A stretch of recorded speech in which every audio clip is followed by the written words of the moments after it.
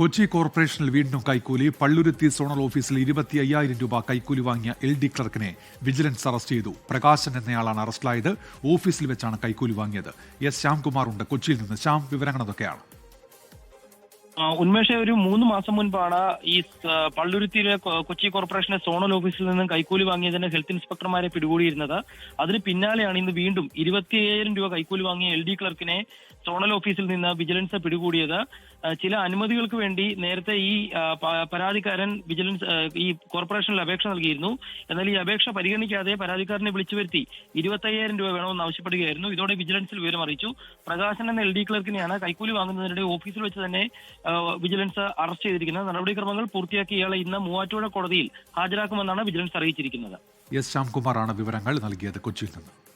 ലോകത്തെവിടെയായാലും ഏത് സമയത്തും 24 വാർത്തകളും ഓഗ്മെന്റഡ് റിയാലിറ്റി പാക്കേജുകളും എക്സ്പ്ലെയിനറുകളും വിശദമായി കാണാൻ ഞങ്ങളുടെ യൂട്യൂബ് ചാനൽ നിങ്ങൾക്ക് സബ്സ്ക്രൈബ് ചെയ്യാം.